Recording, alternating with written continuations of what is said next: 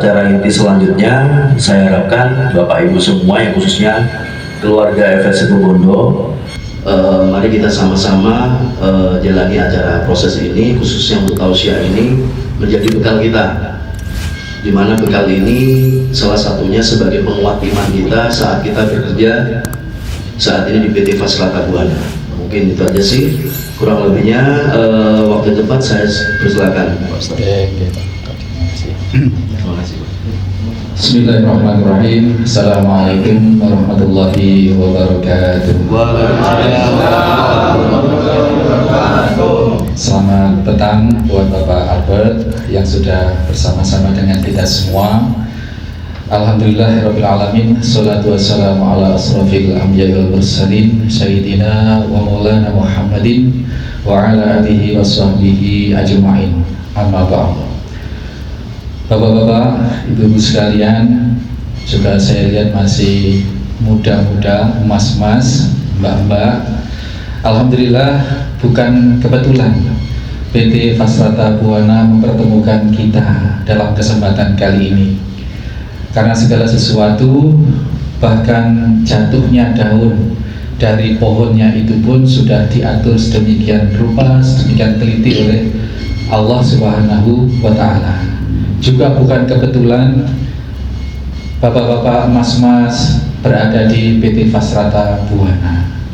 Jadi itulah keyakinan pertama yang harus kita ugemi, kalau bahasanya orang Jember itu dipegang erat, bahwasanya segala sesuatu ini tidak luput dari peran Allah Subhanahu wa Ta'ala.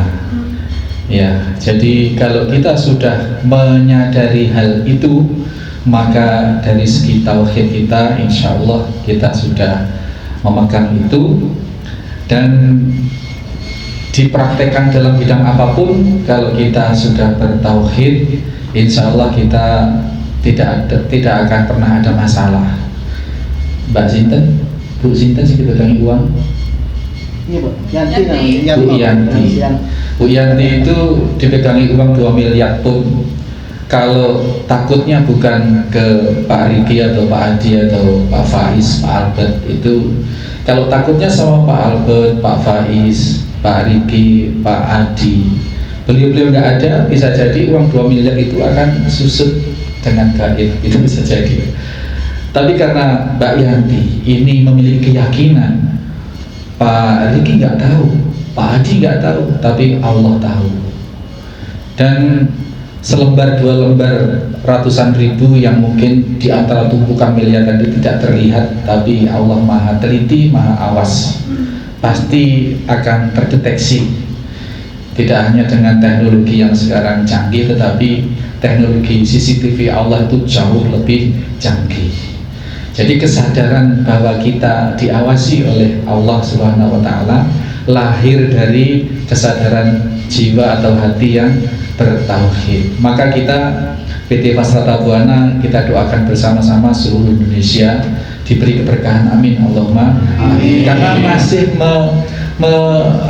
mementingkan bahwa saya tadi Pak Faiz bilang bukan urusan perusahaan, sampai mau sholat, mau takwa, mau jadi orang apa, bukan urusan perusahaan.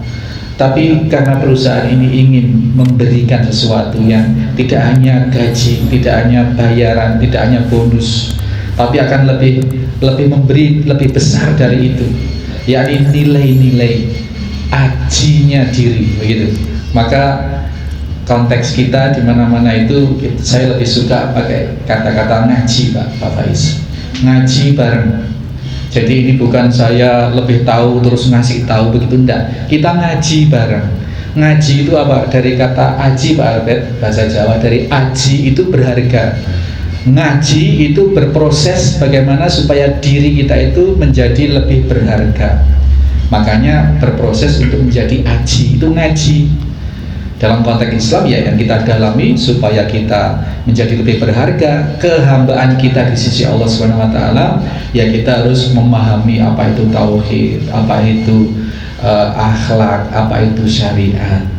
Nah, ini mungkin pertemuan di awal kajian di PT Fasrata Buana Situbondo ini, kita yang umum-umum saja dulu, bahwasanya apabila kita sudah merasa diawasi oleh Allah, artinya tauhid kita ini hidup di dalam hati kita, maka tidak ada pimpinan sekalipun, tidak ada ceklok sekalipun akan konsekuen dengan komitmen awal ketika akan masukkan lamaran ke sini.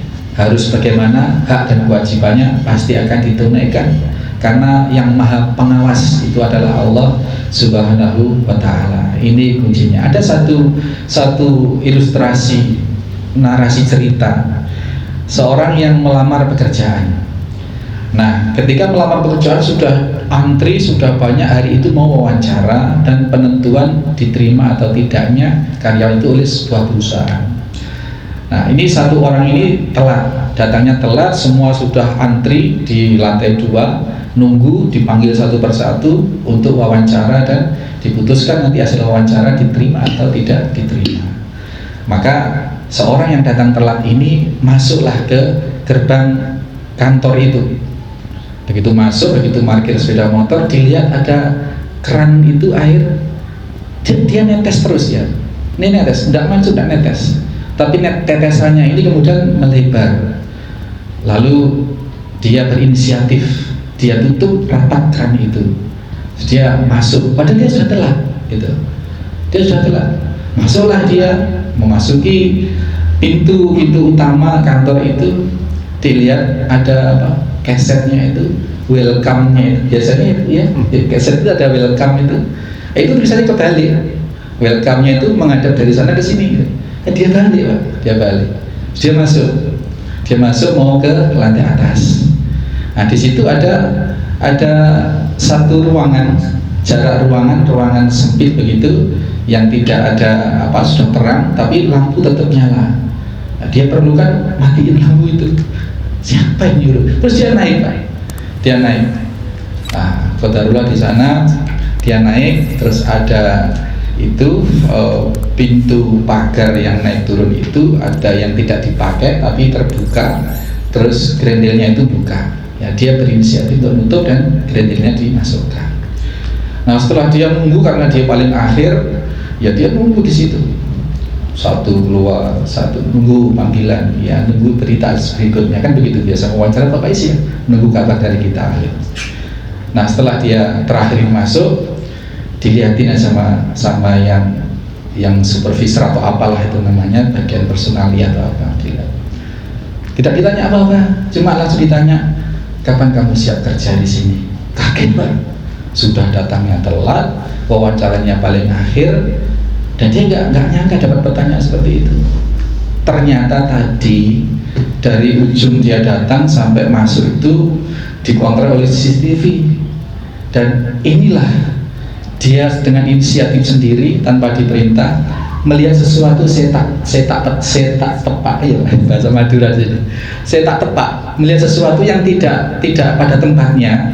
Dia secara refleks, secara otomatis dia benarkan itu. Inilah kemudian yang menyentuh hati pimpinan itu, sehingga dia sudah nggak perlu diwawancara. Berkas dilihat sekedarnya, itu memenuhi syarat, lulusan minimal apa begitu. Sudah tidak ditanya panjang lebar, ditanya kapan siap mau mulai masuk kerja di sini. Ini bapak-bapak sekalian, mas-mas sekalian, jiwa yang merasa terikat oleh Allah Subhanahu wa ta'ala.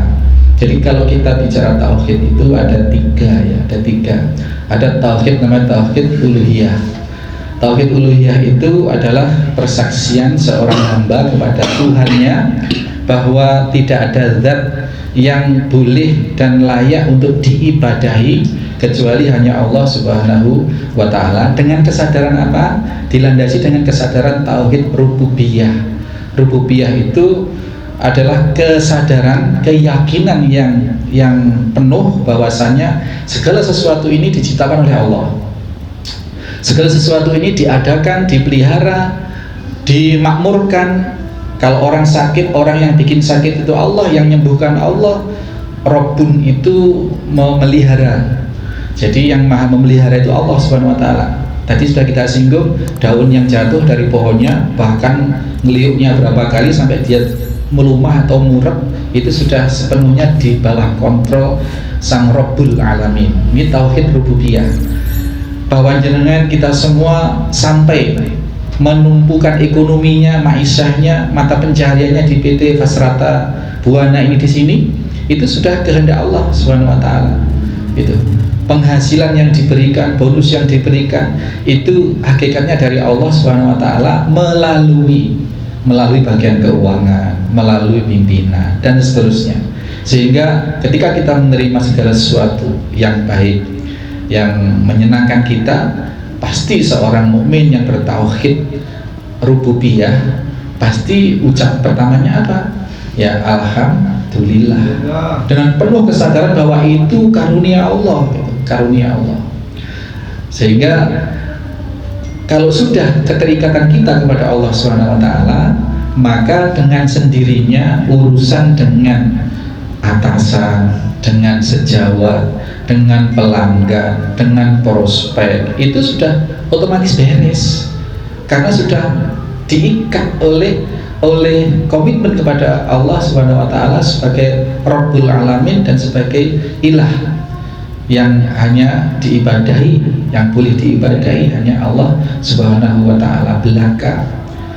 Sehingga benar PT Fasrata Buana, meskipun disampaikan Pak Faiz nggak ada kewajiban, nggak ada kewajiban PT itu, perusahaan itu membangun ruhani spiritual, nggak ada kewajiban. Tapi apabila itu dilakukan, maka perusahaan juga akan mendapatkan feedback atau input yang luar biasa dari situ.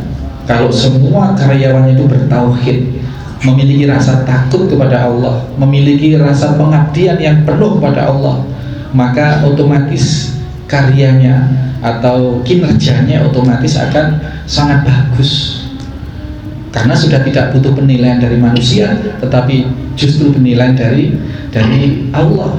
Kayak tadi itu, tidak ada peraturan, belum diikat jadi karyawan di situ, boro-boro mau ngatok ke pimpinan, pimpinan juga belum tentu jadi pimpinan, tapi di situ ada sesuatu yang janggal, ada keran yang buka, itu pastinya itu mubadzir. Dan kemubadiran itu adalah kesia-siaan, itu adalah teman setan, perbuatan setan. Nah, maka kualifikasi kualitas karyawan, kualitas diri yang baik itu adalah apabila dia memiliki kontrak utamanya itu bukan dengan perusahaan tapi kepada Allah.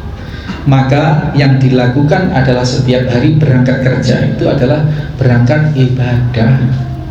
Kalau sudah kesadarannya berangkat ibadah, maka pasti akan terhindar atau menghindarkan diri, terjaga dari keculasan-keculasan. Pak Yanti melihat uang miliaran, sudah nggak ngefek, ini bukan uang saya, gitu. Pak Yanti menyadari betul meskipun gajinya tidak sebesar uang yang terkumpul oleh perusahaan, tetapi mengharapkan berkahan dari Allah Subhanahu wa taala. Kalau penghasilan itu diperoleh dari jalan yang benar, lurus, tidak melanggar larangan-larangan Allah, yang pastinya larangan-larangan Allah itu akan, kalau dihindarkan, pasti juga sudah akan menghindari larangan-larangan perusahaan otomatis.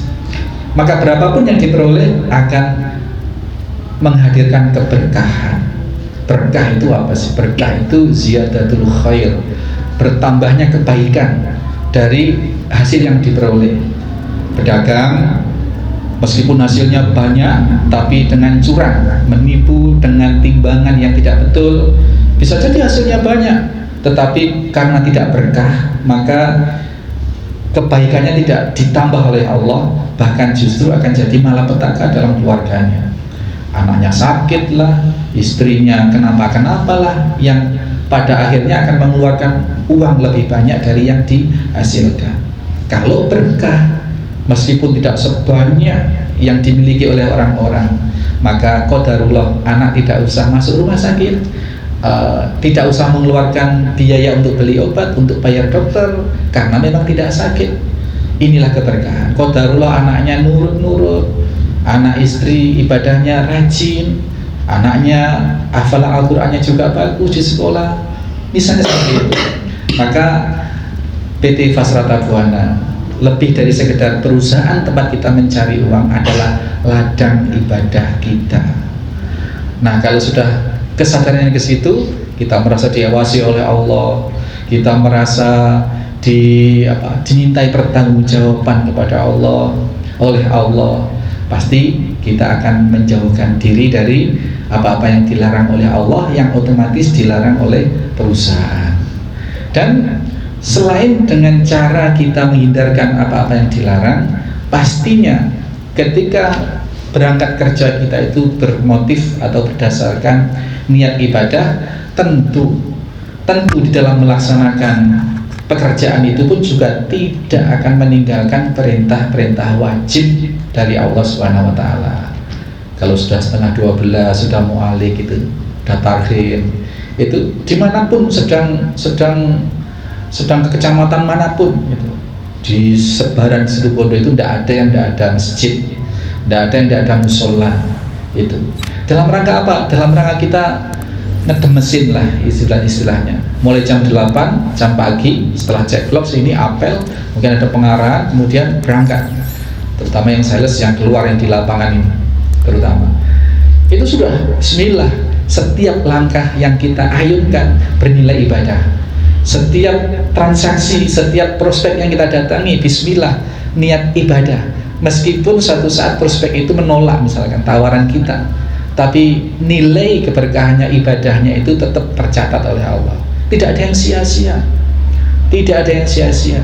Usaha apapun, kalau kita niatkan bahwa itu adalah ibadah, maka tidak ada yang tidak bernilai. Maka tadi ada keseimbangan, himbauan perusahaan agar ada keseimbangan karyawan itu antara mengejar duniawi dengan perolehan atau kontrol ukhrawinya. Tapi sebenarnya Bapak Ibu sekalian, antara dunia dan akhirat ini sebenarnya tidak bisa terpisahkan.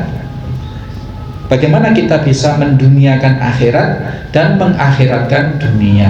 Kayak tadi itu, kita berangkat ke kantor, ke sini, yang secara zahir seolah-olah itu kegiatan duniawi, tetapi ketika diniati untuk mencari nafkah, untuk menjalankan perintah Allah, menghidupi keluarga, maka berangkatnya jenengan ini bisa jadi lebih mulia dari berangkatnya orang ke masjid yang niatnya riya, kan gitu Pak? Seperti itu. Jadi tidak ada dikotomi, oh ini urusan dunia, oh ini urusan akhirat. Semua terintegrasi, bahwa urusan perusahaan, urusan pekerja ini pun adalah kita dalam rangka mencari keberkahan dari Allah. Gaji, bonus otomatis akan mengikuti. Perusahaan punya reward, ada juga punishment tadi, nggak diperpanjang kontrak dan lain sebagainya. Kalau nggak hadir ikut ke Jember tadi, itu termasuk bagian-bagian dari punishment, bagian dari sanksi, dan itu selalu ada untuk urusan apapun. Jadi perlunya membangkitkan kesadaran bahwa dunia dan akhirat ini sebenarnya terintegrasi. Juga urusan dunia itu juga sebenarnya juga urusan akhirat. Urusan akhirat pun adalah sebenarnya urusan dunia. Sehingga kita akan terikat oleh hukum dunia sekaligus terikat oleh hukum akhirat. Dan kalau kita mengikatkan diri dengan hukum akhirat, otomatis hukum dunia itu sudah terlampaui. Tidak ada agama yang memperbolehkan mencurikan lagi, tidak ada. Nah, kita disiplin di kantor dengan tidak mencuri, dengan tidak curang, dalam rangka apa? Mengikuti perintah agama kita. Itu pahala dapat, di kantor berprestasi, otomatis seperti itu. Maka kontrol kita yang utama itu bukan Pak Albert, bukan Pak Faiz, bukan Pak Ariki, bukan Pak Adi, tetapi Allah Subhanahu wa Ta'ala. Kalau itu sudah kita bisa lalui, maka bisa-bisa nanti Pak Albert ini ditugaskan, dipromosikan ke tempat yang lebih tinggi, jenengan yang berprestasi itu akan ditempatkan di tempatnya Pak. Bisa jadi seperti itu, karena kualifikasi kepribadian, ajinya diri tadi itu sudah betul-betul memenuhi kualifikasi. Dikarenakan apa? Menggenggam, memahami, netepi tauhid tadi, tauhid rububiyah, bahwa yang mengatur nasib ini Allah, kemudian sehingga tidak akan keluar dari hukum sunnatullah, hukum alam, hukum sunnatullah, kemudian memberikan hak kita kewajiban kita kepada haknya Allah, yakni beribadah hanya kepada Allah. Kemudian di dalam rangka memperoleh kemudahan itu semua, Allah Subhanahu wa taala memberikan satu resep, ista'inu bis-shabri was-shalah. Ya Allah, ini sudah hampir akhir bulan, tetapi target saya kok masih belum terpenuhi. Maka sambatan pertama adalah ista'inu bis-shabri was-shalah.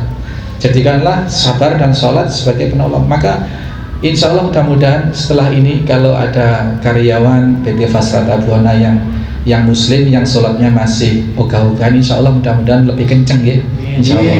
Karena itu modal pertama untuk menggapai segalanya. Jelas rumusnya, wasta'inu bis-shabri was-shalah. Sabar itu maknanya kita akan memperoleh pertolongan dari Allah Subhanahu wa taala apabila menerapkan dua hal tadi, bersabar dan sholat. Sabar ini maksudnya tidak keluar dari peraturan-peraturan Tuhan. Kalau mau dapat target ya harus keluar. Kalau untuk bisa memenuhi target ya harus keluar, harus prospecting, harus giat itu sabar namanya. Nggak bisa simsalabim, nggak ada tuyul mbak Yul sekarang. Tuyulnya sudah tobat sekarang, nggak ada lagi tuyulnya. Ya, sekarang minta pertolongan sama Allah dengan cara bersabar, ikhtiar. Sholat itu maknanya selain memang sholat yang wajib 5 waktu itu, maknanya adalah doa. Ya Allah, saya berangkat ke Besuki hari ini. Aku pasrahkan semua urusan, semua keberhasilan kepadamu. Bismillah, bismillah tawakkaltu, la haula wala quwata. Berangkat. Ini minta pertolongan kepada Allah, jangan kepada mbah dukun. Pak, supaya target saya di kantor setiap bulan terpenuhi surplus, saya minta pegangan. Apalah jimat-jimat ada. Ini tidak ada korelasinya. Bahkan itu merupakan bentuk kesyirikan. Karena Allah sedang menetapkan ista'inu bis-shabri was-shalah. Kok kita dalam rangka memperoleh prestasi kok memakai cara-cara yang selain Allah berikan, selain Allah ajarkan? Maka berarti kita menghadirkan zat lain selain Allah untuk memperoleh satu keberhasilan. Inilah yang dinamakan musyrik atau syirik, menserikatkan Allah Subhanahu wa taala dengan yang lain. Allah sudah memiliki sarana-sarana tadi itu. Sholat jangan ditinggal, sholat jangan tinggal dimanapun. Sudah nggak usah berprasangka celana saya kotor, najis. Enggak, najis itu selama tidak terlihat ainnya, terlihat zatnya. Kayak kucing misalnya, selama tidak terlihat, tidak berbau, tidak berwarna, itu hanya dzon kita saja, hanya prasangka kita saja. Sudah. Ta'ma yuribuka ila ma la yuribuka. Tinggalkan apa yang meragukan, ambil sampai mendapatkan sesuatu yang tidak meragukan. Celana yang kita pakai dinas setiap hari itu ragu-ragu kita. Ini nanti jangan-jangan sudah kena apa, tetapi tidak terlihat. Yang pasti itu tadi suci. Yang ragu adalah jangan-jangan terkena najis. Ragunya ini harus ditinggalkan. Itu perintah Nabi SAW. Tinggalkan sesuatu yang meragukan hingga sesuatu yang tidak meragukan. Ini sering kita sampaikan sehingga orang tidak terjangkit penyakit was-was, sehingga tidak melakukan ibadah.